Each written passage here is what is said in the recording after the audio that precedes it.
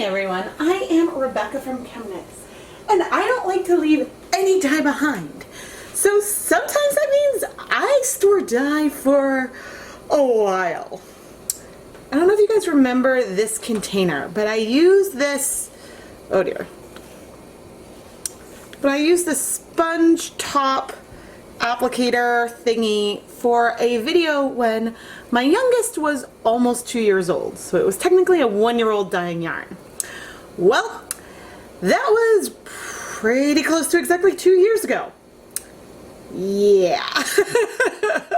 So Ryder dyed the yarn for the video and had pretty light color coverage. Lucas then dyed some yarn with the video. I think he used up all the purple. There was a bit of green left. And I just had that bottle, maybe like a third full of the green dye, just sitting, waiting, and honestly forgetting about it a lot on my kitchen counter.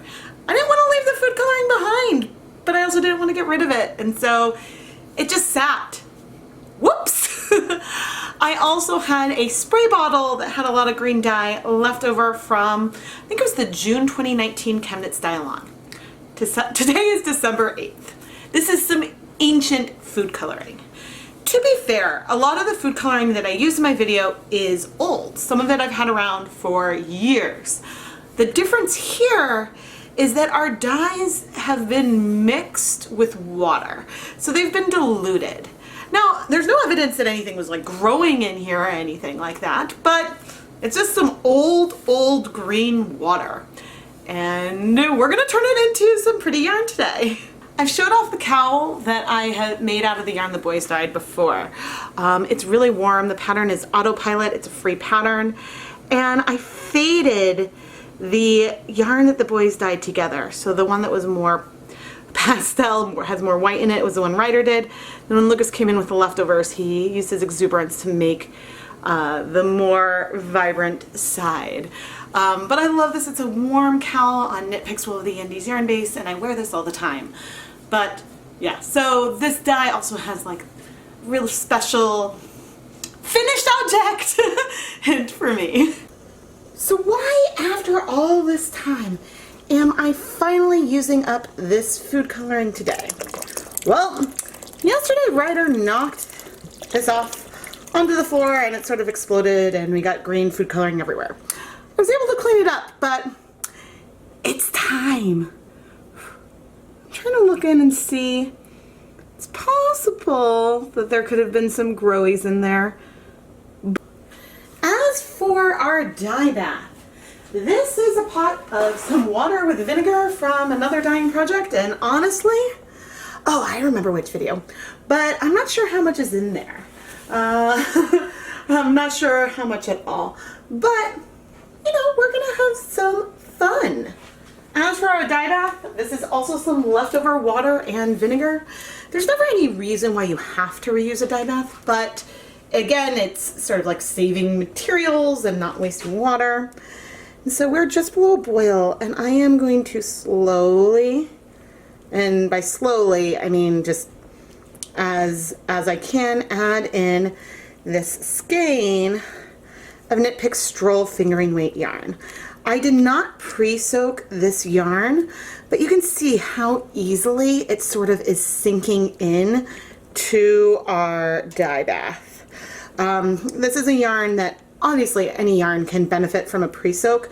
This is one that does not struggle to go in at all.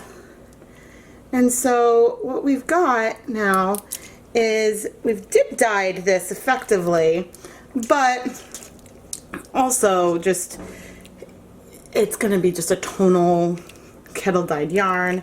The changes are going to be relatively subtle, but I think should still be rather pretty.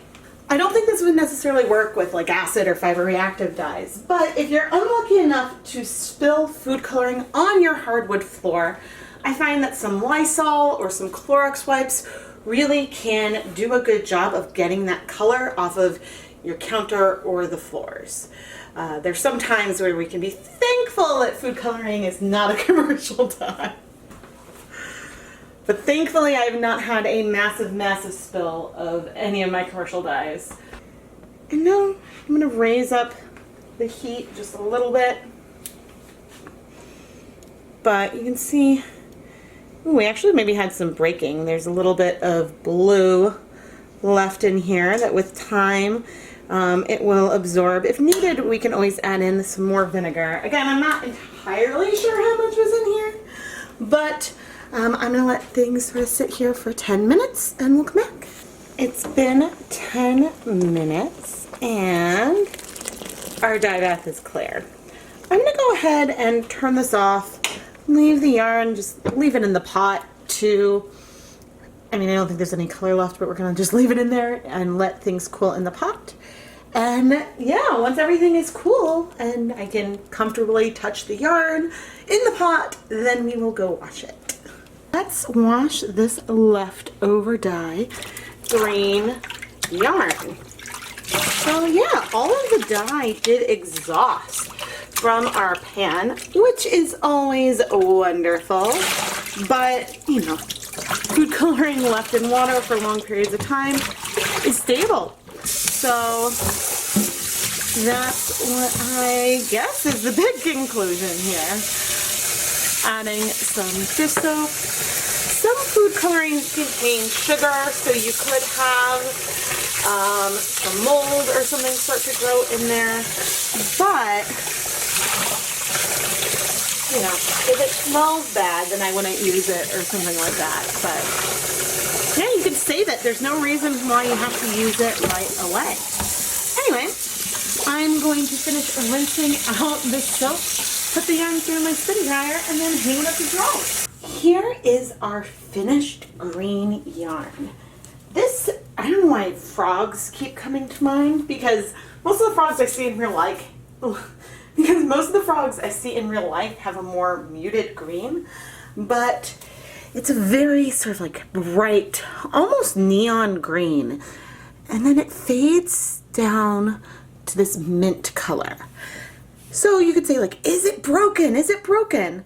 Well, I mean, technically there's more yellow at one end than the other, but with greens, it's really hard to say, and it's usually very, very subtle. So I wouldn't exactly call this a broken color because it is so subtle. Nevertheless, we got beautiful, beautiful saturation, and I think that this yarn could turn into something really awesome. I feel like this is a good time to talk about some of my journey as a dyer and a fiber artist. When I started out, I was dyeing everything with food coloring. And then when I started the Dye Pot Weekly series, my goal was to learn about commercial dyes and share that journey with all of you. And I think that's what I have been doing. But there are fewer and fewer food coloring videos that I'm creating and using on my channel, and that's true. And it's not because I don't love food coloring. I do. There's just, the commercial dyes give me a much bigger palette. And so a lot of techniques and things that I do can also be done with food coloring. You don't need commercial dyes, but there's limitations in the grays and the browns and the purples that you can do when you're using food coloring. And there's just a lot more options with acid dyes. And blacks, oh, blacks. I'm by no means done with food coloring, and I have a lot of ideas and things and twists of things I want to try with food coloring. So it's not done, but I do want to acknowledge that there's fewer food coloring videos here at ChemKnits now. I would play around more with different brands of food coloring, except that, to be honest, a lot of the food colorings that you find within the US are going to be really, really similar. They're all a mixture of the same, pretty much 5 different food coloring molecules, and so I have no idea if their sourcing of it is different, and so there might be some technical differences that would make a bigger difference, say if you were dyeing icing, but when it comes to dyeing yarn, you're not as concerned about taste, and the intensity of the color in a drop does matter, but doesn't necessarily alter the finished yarn. The one thing is, we know I hate titanium dioxide. I still can't believe it took me about 2 years to use up this leftover food coloring. Well, about half of it took 2 years. The other half took like 6 months, but still, that's a long time. But it goes to show I can't leave any dye behind, and it's really hard for me to convince myself to throw out some color. Let me know down in the comments what kinds of techniques and twists and things you'd like to see me try with food coloring. I will say the one thing with food coloring that I will keep coming back to over and over and over again is the ability to mix colors that break so dramatically. Some commercial acid dyes do break, but you can get these extreme color changes with high intensity with food coloring, and I just love it. I am Rebecca from ChemKnits, and if you enjoy the videos that I create and the fact that I will share what I'm doing when I try something new for the first time so we can all see mistakes and learn together, please subscribe and press that bell icon to turn on notifications so you don't miss a new video. I always upload videos on Tuesday and Friday mornings at 8:30 a.m. Eastern Time, but in addition to that, there's other frequent monthly live streams and other bonus videos, and you really don't want to miss a thing. And if you want to support the content here on the channel on another level, go and check out the ChemKnits Patreon. You can find a link for it in the video description and iCard, and I offer a lot of fun perks for ChemKnits patrons, and you can find all the descriptions there on the Patreon website.